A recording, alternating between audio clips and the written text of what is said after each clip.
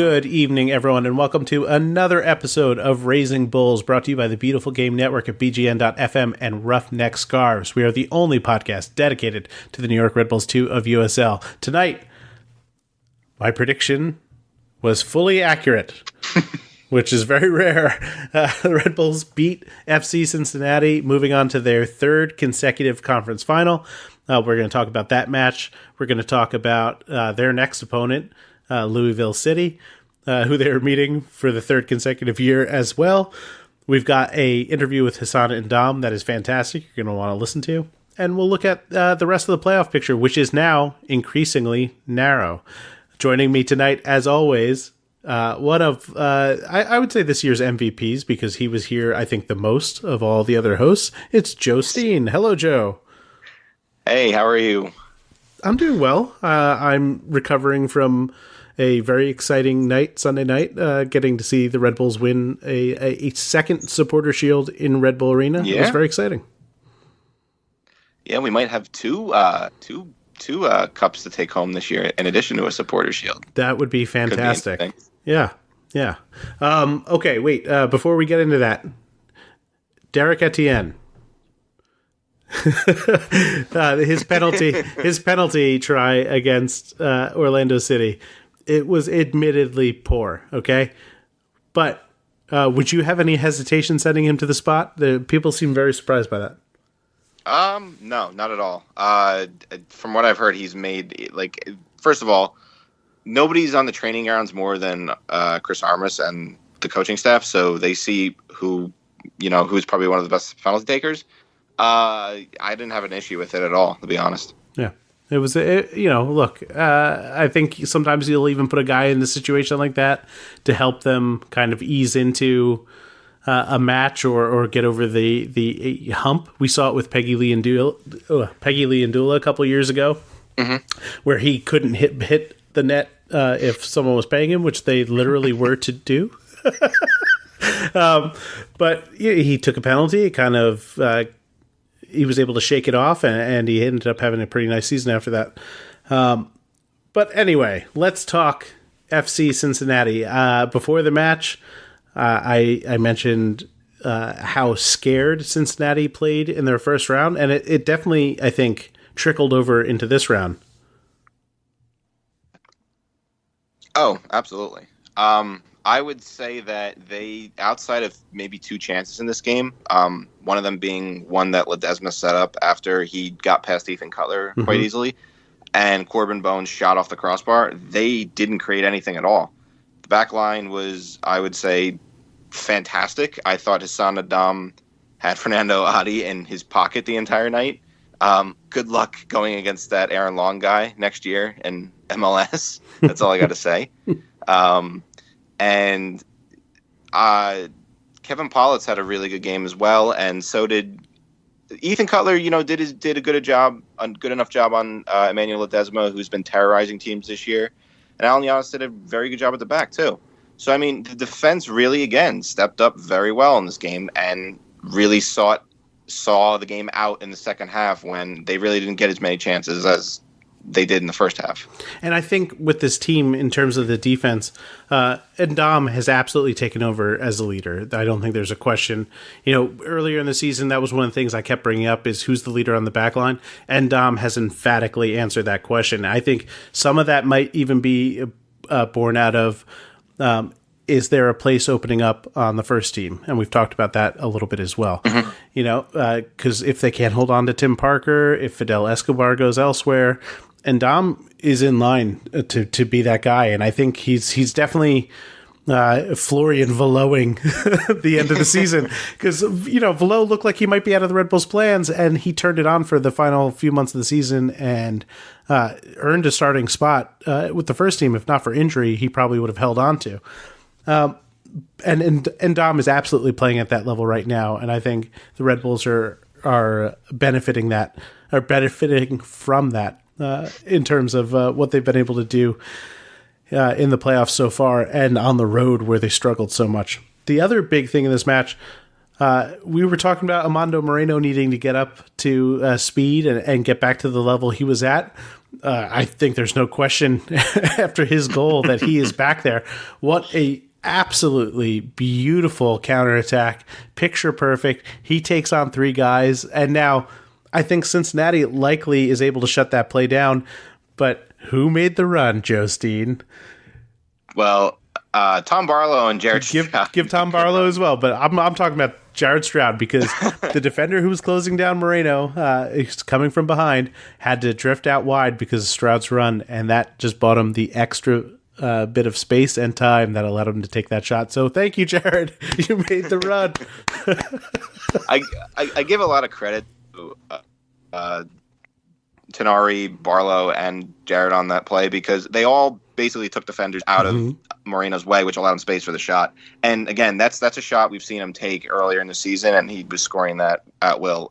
Very not similar. Well, kind of not the same spot as the Bethlehem goal where he came in from. Right, he was coming from the left side. Yeah. But it was right outside the 18, and it was a beautiful goal. It was very good to see him get back on track to, I think, where we want him to be as far as that level he was at before he got hurt this season. And it's huge for them because, I mean, they're going up against a team this weekend that has really shut down teams, and now you have another player they have to worry about. And I actually want to talk about the offense a little bit more. Even though they had that great goal in this match, they didn't really create a lot of trouble for FC Cincinnati. And knowing how well Louisville has played, or I'm sorry, I'll have to do this for I've mentioned him now on both podcasts, for Russ McKenzie. It's Louisville. It's Louisville. No, it's Louisville. It's King Louis. It's Louisville. But Louisville's defense has been so good, and the Red Bulls' offense has cooled considerably. But is it less of a concern now because their defense is playing at such a high level? I don't think it's as big of a concern as the defense was. I mean, we talked about it all season. They were going to score plenty of goals this season. They really needed to clean up the defense as the season went along, which, as I was talking about earlier today, after the Toronto FC 2 game where they gave up 3 after giving up 3 against Ottawa the week before, they really started to come together. I mean, 2 of those games again on the road where they had that tough stretch, I think, where they had to go to Nashville, and I believe, I think it was Charlotte or... I think it was North Carolina FC. Yeah. Right after Nashville or right before Nashville? Well, they had Charlotte. It was Nashville, North Carolina. Before Nashville. Yeah. So, and I believe 2 of those games they were down to 10 men. So again, that was something they had to come together. They had to prevent chances. And they also had to see out games, which, again, they've done that very well of late. They've only given up a goal or less in the last 7 games, which is impressive. And again, they come into this game against the Louisville team who has scored 6 on them this season and 3 on them this season. So, I mean, we saw the game at Montclair, which was insane earlier in the season when they had a 2-0 lead. That evaporated very quickly, and Louisville completely took over. Yes, but we also saw the match in Louisville where they were able to scrape together a fairly hard-fought draw that I think it was one of the signs that they were starting to coalesce, even if there was still a little bit of a rocky road ahead in terms of how they defended. I also want to talk right now about 3 players who were seemingly dealing with some injuries. First and foremost, Evan Loro. He was limping a little bit. He wasn't able to take some of those goal kicks. They were relying on Ndam, I think, to take them, or Kevin Politz, I don't remember which. But that is absolutely a concern heading into the playoffs because of how well he's played, or heading into the playoffs, but heading into the finals, rather. Is Scott Levine a possibility? Do we think that Loro needs to see a little bit of rest, or is he still playing at such a high level that's not a concern? I think he's playing at such a high level that it's not a concern. The end, whatever he's dealing with, I mean, obviously he can't take goal kicks or anything, but his movement and, everything else seems to be okay. So, I mean, it's probably bothering him. They probably don't want him to risk it a little, try and stretch it out, whatever, it's bothering him too much. But as far as his play, I haven't noticed any dip at all. Okay. And then the other two who seem like less concerns, Hassan Ndam, I think he was down a couple of times during the match. I for sure was worried about him because of how, critical he's been over the last month. But I don't think Pollitt and Scarlett as the starting center back tandem would be able to beat Louisville. No, I'd agree with that. I think, especially with Louisville's talent up front, they would definitely cause them too many problems. And they did have a good cameo when they played with each other late in the season. But, you're going up against probably the best team in the East right now. Mm-hmm. They are the best team in the East right now. One of the best teams. And such a great attacking lineup that I think with Ndam back there and Pollitt back there, two familiar guys that have played so well in these last two games, that's huge for them. And then last but not least, Jared Stroud left the match with an injury late. The FCC announcers, who we didn't even talk about yet, were absolutely terrible, atrocious, should be ashamed of themselves with their lack of knowledge of the sport. And their decidedly a homer attitude towards all things in the match. Look, FCC had a terrific year, and I think that they deserve the plaudits that they received. But you're not talking about what they did over the course of the season. You're talking about what they did in this match, and they did not look good at any point. But that didn't stop the announcers from deriding the Red Bulls as the reason that FCC couldn't get it going on the night, including saying that Jared Stroud was faking his injury because there was no contact. And the idea that there would be announcers that have no knowledge of non-contact injuries were some of the most devastating injuries in all of sports. What are you talking about? Right? No, non-contact injuries aren't a thing. Not at all. Not at all.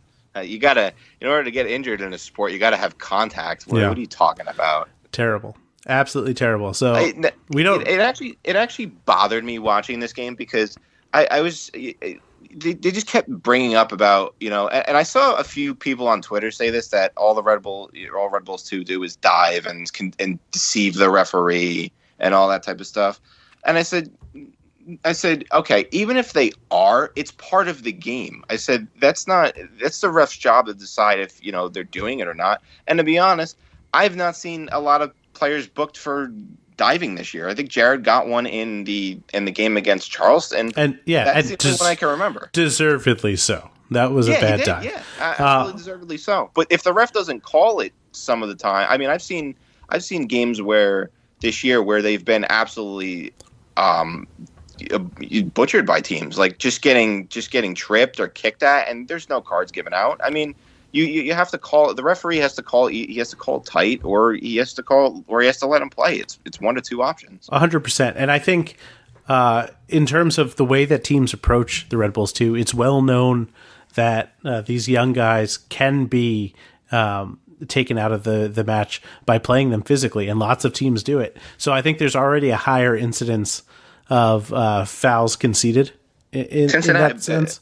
If I believe I'm correct, Cincinnati did it earlier at Red Bull Arena this year because Tenari was playing hurt halfway through the game for most of the second half. And I remember when they traveled to Pittsburgh. Pittsburgh had something like 4 yellow cards in the first half. Yeah, and if you look at like players like Ben Mines, anytime that they were out there, he was getting murdered. Oh yeah. But these are like they are physically less imposing than the opposition in many cases. Obviously, there are exceptions. Hassan Ndam is certainly not a small or scrawny player, but guys like Tenari, Aginaga, Moreno, Stroud, these are, for the most part, smaller guys. They're faster, they're maybe more athletic, but their lack of physicality certainly plays a part in the way that teams play against them.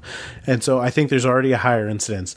But what I had seen was, after these fouls, I don't necessarily think that they were diving with any kind of regularity.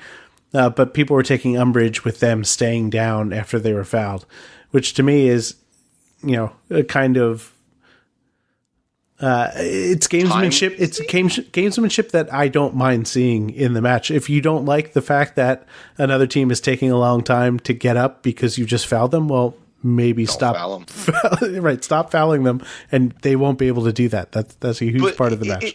It was just weird because you could tell that the FC Cincinnati announcers had either they have never watched a game or they don't watch many games, because time wasting is a thing. It's been a thing in the game for years. I mean, there's a reason substitutions are made in the 90th minute or like the 91st minute. It's part of the game. I mean, if that's your excuse for why you didn't win the game because they time wasted, well, then you didn't obviously create enough to win the game in the first place or be in the game in the first place. I'll tell you what. That's what professional teams do, and that's what the New York Red Bulls 2 are, professional.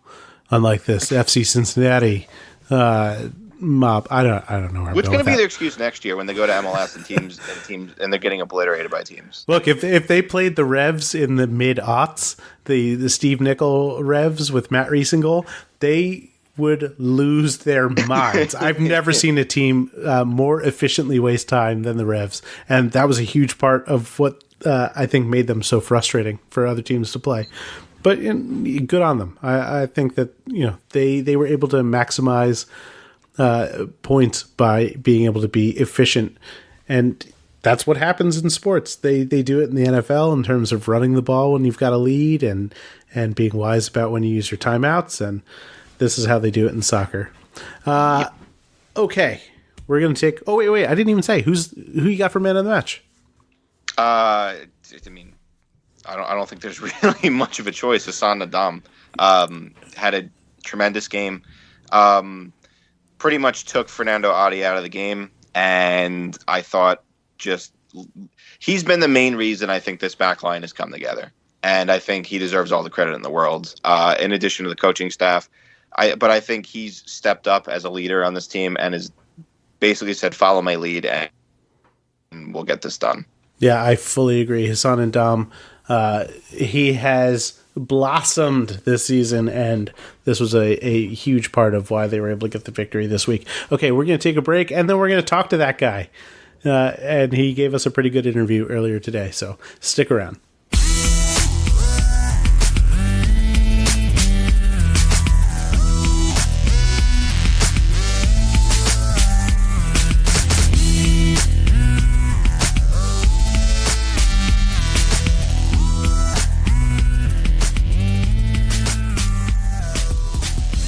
And we're back. We are joined now by, I think, the consensus man of the match from this past weekend's match against FC Cincinnati.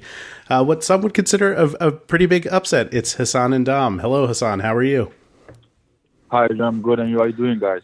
No, we're doing very well here. I think everyone was thrilled with your... I wouldn't necessarily say it was trash talk heading into the FC Cincinnati match, but certainly a little bit of gamesmanship with Fernando Adi. But it's not bragging if you can back it up, and you really did do a great job locking down a high-powered offense. Walk us through that a little bit. What was the preparation like, and how did it turn out so well? I mean, like I said again in the beginning, like what I talked about in the interview, I said Cincinnati is a great team. They have like a great offensive player coming from the MLS down to USL because they're going to be in MLS for sure next year. But, it was, like I said, was 50-50. He did a lot of things in the past, scored a lot of goals, but ended up being the battles. And then we went there, my teammates, the back line, Kevin and the other guys, and also Jordan coming in, even make a great save. So we went there like making sure like everything, we were on top of a little detail and making sure they didn't have anything because we all know Cincinnati is a really good team and at set pieces. So going down there with my teammate, making sure they don't have anything was great. And at least for me, defending Ali was very good for me. I learned a lot defending him, and like I said, defending Bradley was, I think, better than defending him. So everything was good so far. And not for nothing, but the defense I think, struggled throughout the summer and even a little bit into September. But overall, things have been very good of late. You've done a good job of locking down other teams and teams like Cincinnati that can be so difficult. What changed over the last couple of matches that things have tightened up so well? I don't think so much change. I think we have like a lot of confidence.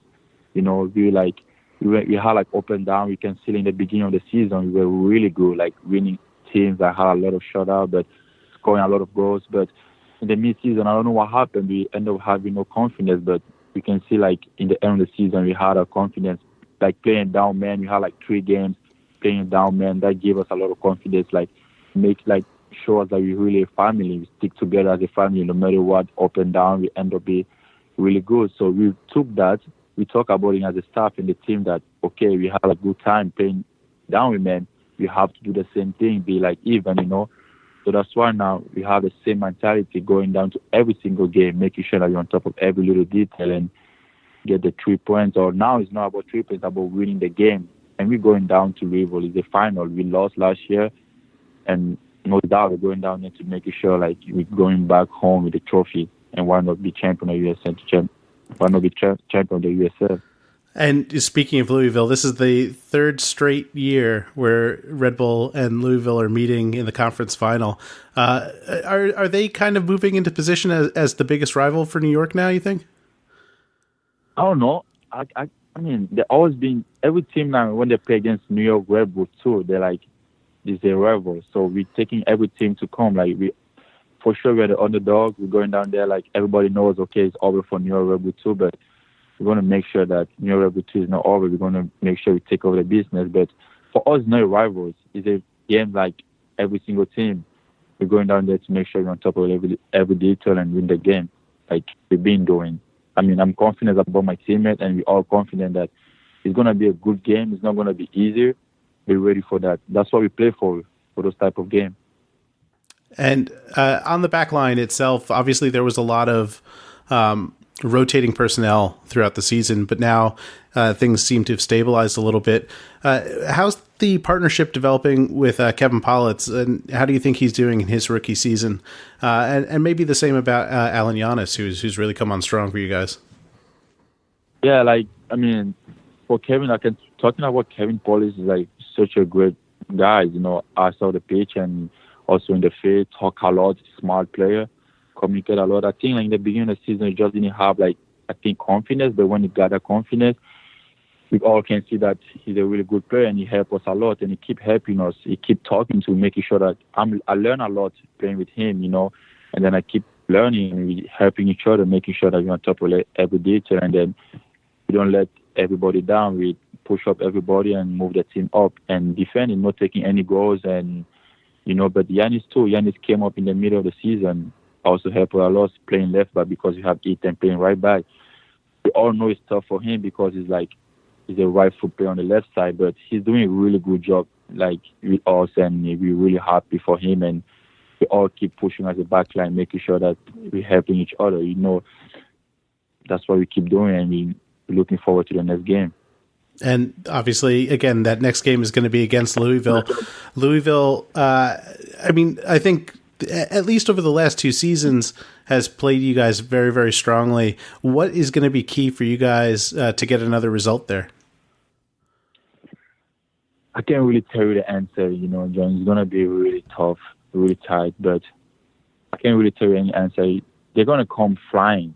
They're going to be at home. They're ready. They know it's not going to be an easy game, and we know it's not going to be an easy game. They're a really good team, set pieces, so we have to be careful, making foul around the box. They have a Lancaster, he can shoot from everywhere. So we have to be careful for, making any fouls. But at the end of the day, we're ready. Set pieces, you have to be careful, set pieces, and then we know we have, a great front three and great midfield to get a job done. So at the end of the day, we played them last year, it was really good, and going down there again this year is going to be fantastic. So we're ready for that. Looping back around to the match against Cincinnati, they started their undefeated streak against you guys, way back in the summer months. Was there any satisfaction being able to finally bring that streak to an end? Yeah, felt really good. I mean, everybody can tell, like, going down to Cincinnati with the crowd is amazing, man. It's like a dream come true. It's like that's why we play soccer for, to be in this type of crowd, to make sure that, like, live in this fear, like, they all quiet. They were all quiet. They couldn't say anything. That's what we wanted to do, to make sure that this crowd stay quiet, and then we live in the field and moving forward, going the final. But we felt really happy. We felt really happy breaking the winning streak and then moving forward. I'm pretty sure they'll remember us in the MLS. Yeah, definitely. And speaking of the MLS side, obviously New York Red Bulls won their third Supporters' Shield in 6 seasons. This year, you were a part of that effort. Does that give a little extra boost in terms of your performances, knowing that you were able to not only step up to that level of play, but contribute in a meaningful way? Yeah, like, give me a lot of confidence. I'm very happy for those guys, like Aaron Long and Tim Parker. And I mean, the whole like, when I'm a defender for sure, so I'm talking about defender. They did a lot of, like, a great work, and Chris Amos talked today again, like, it's the defender that's going to give a championship. Defending well is going to end up being a winner. So, like, I'm really happy. I'm learning a lot watching them playing, like Tim Parker and Aaron Long, and also Aurelien and the other guys. I'm learning a lot. I'm keep learning. I'm really happy for them, and they all said it. It's not the end. They're moving forward and looking forward to have the MLS Cup, and we're going to get it no matter what. And working hard each day, every day, taking day by day, and trust the process. But at the end of the day, I'm really happy, and I'm really happy that I've been part of it, playing against Columbus Crew. I remember in my first MLS game, played for 90 minutes. So really happy for them, and looking forward for them to have the MLS Cup. I think all of us would be very happy to see them get the MLS Cup. Hassan, thank you so much for coming on. Before I let you go, I'm going to subject you to the, we called it the lightning round. I got to come up with a better name for it, but I'm going to subject you to some silly questions. Are you ready? Okay. Good. What is the title of the book they're going to write about you? What is the title of the book you're going to write about me? Yeah. You have a title already, or you don't have? No. You have to come up with one. Oh, my God. I don't know. Big Heart in Progress. There you go. I like it. Let's pretend you're on. Are you really gonna write a book about it? I mean, well, we got to wait to see how you do through the rest of your career, Ndam. Oh, okay. Big Heart in Progress. So far. I like it so far. I like Big Heart. Let's say you're on. Really came up with Big Heart. I don't know how. Let's say you're on death row. What is your final meal going to be? If I'm what? If you're on death row. So most of the time, inmates on death row have a special request for their final meal, usually something that they love, or a really weird sort of mix of things that they love. But if it was your final meal, what would that be? Plantains. That is a delicious final meal. And last but not least, you need to have plantains. That's the best thing. Fried plantains. You need to have that. You need to try it. They are delicious. I would agree. And last, who is the least funny but thinks they're funny player or staff member for the Red Bulls too? That's a tough question. Rebutu or first team? I guess I could open it up to the first team too. Sure. Let me think. Lucas, the player too. Yeah, it could be a player. Lucas Toffer. I think it's funny sometimes. But he's funny at the end of the day. He's a good guy, but sometimes his joke is not that funny. But I think it's funny. Lucas Toffer is the one. That's excellent. Well, Hassan, thank you again so much for coming on, and we wish you nothing but the best of luck this weekend. Thank you so much. Thank you so much. Really appreciate it.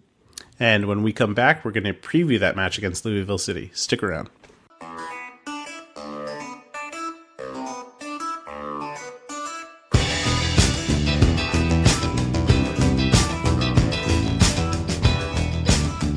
And we're back. This is the spooky Halloween edition of Raising Bulls. I should have done something earlier like, ooh, we're the only podcast dedicated. Now we're going to preview a huge match Friday night, Louisville, as Russ McKenzie would say. He told me he listens to the podcast now. So we'll see if that's true. Russ, if you really do listen to the podcast, I want you to send me a message after this goes up that says apples, apples, apples. It's a test. We'll find out. Anyway, Louisville is easily the best team in the East. I know FC Cincinnati was very proud of the way that they ran through the season, but Louisville was one of those teams that they struggled against. When you look at what they've done in the playoffs so far, they are not playing scared. That's one of the things I said about FC Cincinnati. I think it was true about Charleston Battery. Louisville is not scared of you, Red Bull. And yes, this is the third time they've met. They've already been able to exercise the demons heading to the final and winning last season. It's like this is for all the marbles type thing. Maybe they should just throw away all of the regular season and playoffs and just, at the end of the season, Louisville and Red Bull can get together and decide who goes to the finals. But the way that this match is shaping up, I think that there are finally going to be some big time fireworks in a Red Bull 2 playoff match. Unfortunately, I don't think it's going to be for them. The way that Cameron Lancaster has played against them, the way that Brian Ownby is stepping up in the playoffs. He had 2 huge goals against Bethlehem Steel. I'm just not feeling very confident. Joe Steen, is there a way to talk me off the ledge here? Yeah, there is. But you don't believe it either. I can hear it. I don't want to say I don't believe, because every time I've kind of, I don't want to say stop believing in this team, but thought, all right, this might be the league that, everything comes unglued. They just seem to prove me wrong. I didn't think it would be last week. I was confident in both the FC Cincinnati and the Charleston games. But the thing is, this team is, again, I picked them to win the East. I just think they're just a really good team this year. It seems like weird because they had a coaching change midseason like the first team did for for the Red Bulls. So, and it took them a little while to get acclimated, but since they got acclimated, they've done a great job. They've just basically ran through everybody in the postseason. They beat Indy 11 convincingly. They beat Bethlehem convincingly. Cameron Lancaster has been a thorn in the side for this team. The game at Montclair, he terrorized them. Ilya Illich did too. Brian Ownby, like you said, has stepped up. McCabe has stepped up as well. So the biggest thing I look at when I look at this game is when they played back, I want to say it was in March, June. When they played at the end of June, they were down 2-0 going into halftime off 2 Cameron Lancaster goals, and they completely flipped the script. The midfield completely took over the game, and they were able to grab a lead and only to concede late and unfortunately draw. But the biggest thing is they won't have Christian Caceres this time around.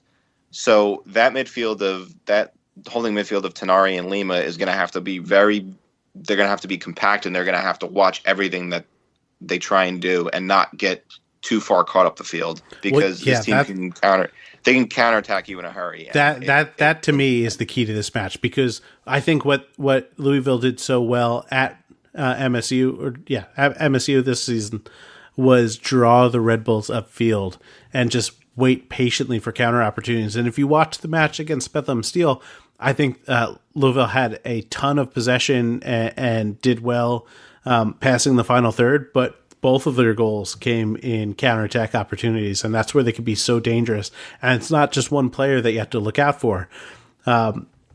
So in terms of what they did against FC Cincinnati, that could still be a very good blueprint to not concede against Louisville. But getting a goal the other way, I think, is going to be far more difficult as well because Louisville's defense is, I think, top notch in terms of what we've seen in the USL. I think it's possible for them to get this result. I think it's going to be much, much harder than what they did in Cincinnati. And even though we were praising their defense, Cincinnati did them a lot of favors by continually trying to pass the ball into the net and looked bereft of ideas in attack in general, except for a couple of occasions that we brought up. I don't think that Louisville could be frustrated in that same way that Cincinnati was. Yeah, they're very organized in their attack, and they just seem to have, again, Cincinnati's thing was they tried to get crosses in the box a lot, and most of those crosses were cleared. Louisville can attack you in so many different ways, and as we brought up, counterattack. I like you said, I would come into this game with the game plan that they had against Cincinnati, just try and catch them on the counter, catch them in possession, because when this team's able to string passes together, I mean that counterattack when they started it for the goal from Amanda Moreno's goal, Ndam to Aguinaga, Moreno was able to carry the ball upfield, and then they got runners, which took the defenders away, which allowed Moreno to score. So if they're able to basically gain a little bit of a foothold in this game, and be able to catch them, be able to pick we talked about earlier, they haven't finished a lot of their chances. They're gonna, when they get good chances in this game, they're gonna have to finish them. Yep, absolutely. And we talked about what to do with the striker position, Tom Barlow, Anatoly Abong. I didn't mention this during the Cincinnati match, but I think having a little bit of extra physicality and hold-up play against Cincinnati would have done them well. And I think the same is true against Louisville. But do you take out Barlow? Because we talked about playing the hot hand. He has one goal in the playoffs in his 2 matches, which is good. But he hasn't seemed like a consistent threat. Playing a bong in this game might not be a bad idea if they want someone to hold the ball up. And bringing Barlow on in the second half, if you need somebody to run at that tired defense, is always a good idea. Okay. So, starting a bong's interesting this game. I still think they're going to go with Barlow up top, but I wouldn't be totally opposed to a bong. And just to make this strange pattern connection to Louisville, obviously this is the 3rd time that Red Bull are taking on Louisville in the conference finals.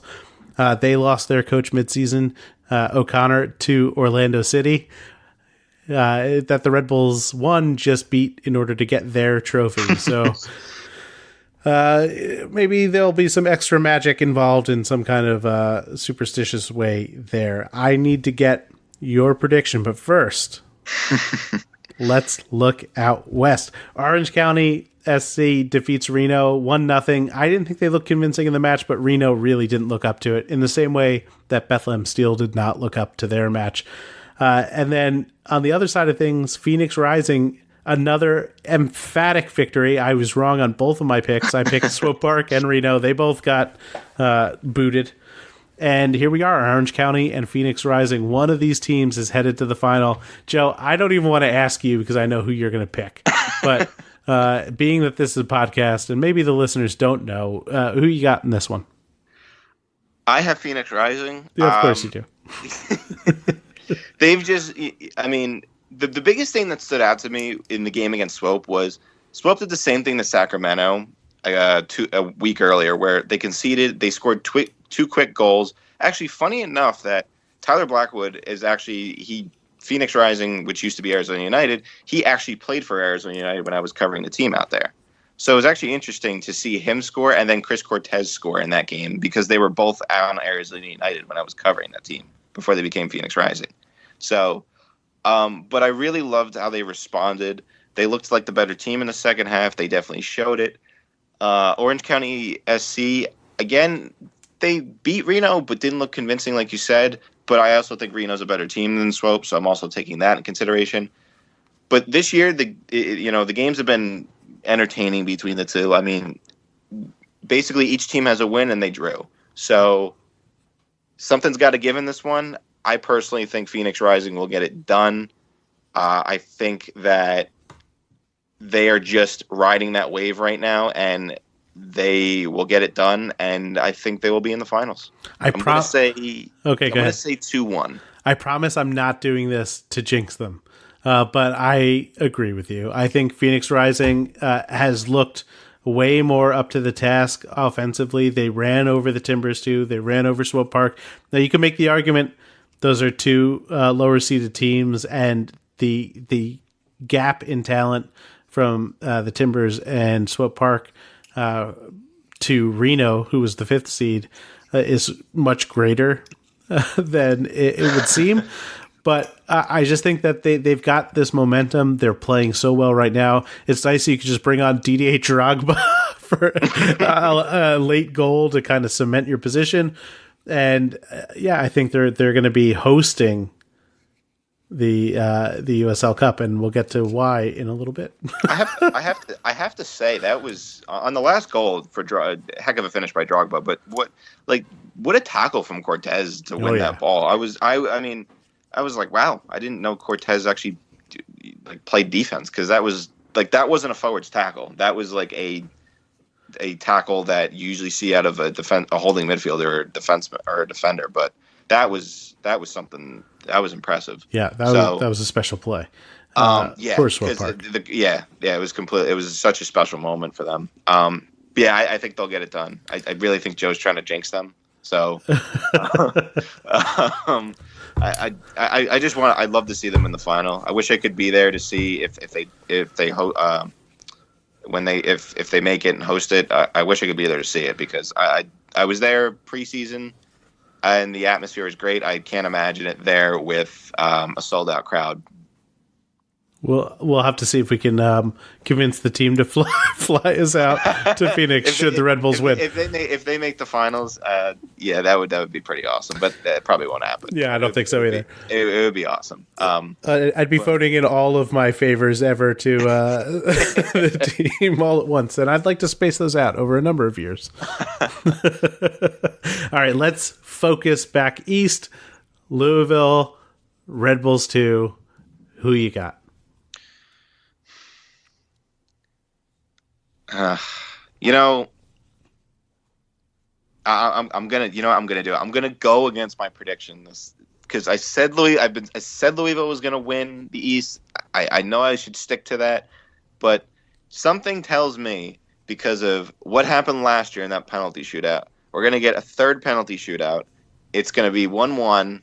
It's gonna go to a penalty shootout, and this time Red Bulls 2 are gonna take it this time in Louisville. That would be fantastic. I do not think this is going to penalty kicks.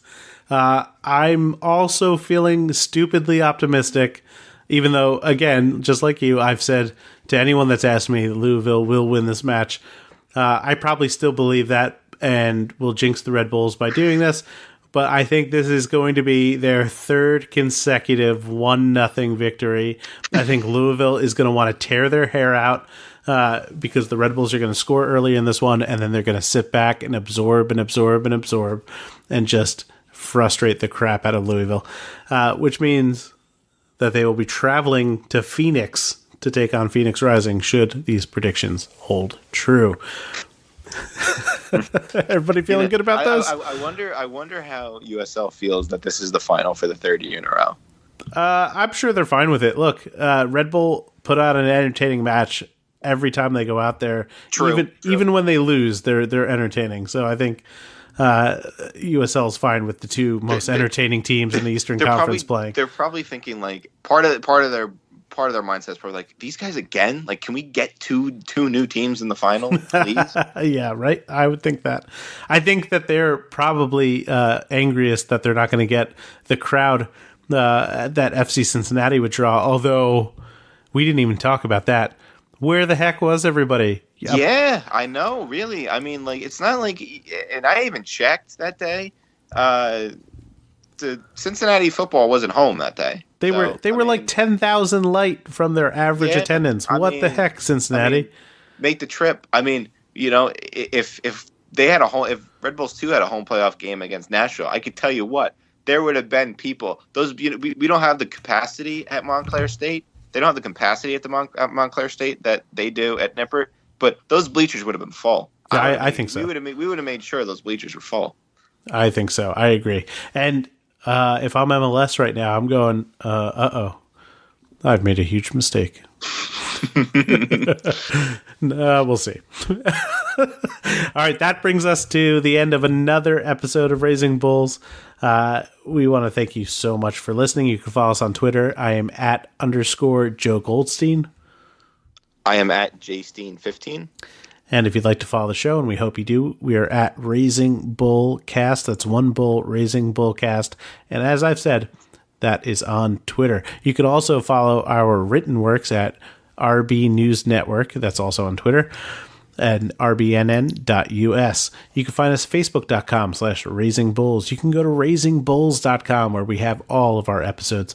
We're on iTunes, Stitcher, Google Play, Spotify, wherever you can get your podcasts. We are there, and we need your rates and your reviews. Give it to us. It means everything, and it really does help. Hashtag Merced in. You can find us at bgn.fm with a ton of other great USL shows. I talk about them all the time. I'm not going to mention any of them this week because I think... Oh, no. A Rising is one we can talk about. I think there was an OCSC one. Now I don't see it on here. Maybe I didn't update yet. Well, yeah, listen to Rising is one at bgn.fm because that's the team still in the playoffs, unlike you other losers who have all dropped out at this point. I'm only talking garbage to them because I love them so much, and they're not losers. They do a great job week in, week out. I can't tell you how bummed that we didn't get a deep run in the playoffs from the Riverhounds, so we could have spoken to Mike Sparks and Mongols again. But it is what it is. And, of course, thanks to our sponsor, Roughneck Scarves, the official scarf supplier of MLS, USL, and US Soccer. Get custom scarves for your group or team at roughneckscarves.com. And remember, folks, make sure to check your candy. There are razor blades and poison in the candy. Check your candy. I feel like you're watching too much Trick or Treat. It doesn't happen. That's not a thing that happens unless the family is the one doing it. There's a whole thing about it. Your kids only get poisoned if you were the ones poisoning them, folks. It's very, very rare that outside forces are going to poison candy to poison your children. I guess I can't say never, but it's very unlikely. You're scaring the audience. Well, obviously, the Red Bulls 2 players are young enough to continue to trick or treat, so I'm just looking out for everybody. Anyway, folks, have a happy Halloween, and we will see you on the other side, either for our finale next week or a preview of the USL Cup final. Let's hope it's the latter. For myself and Joe Steen, thank you very much, and have a great night.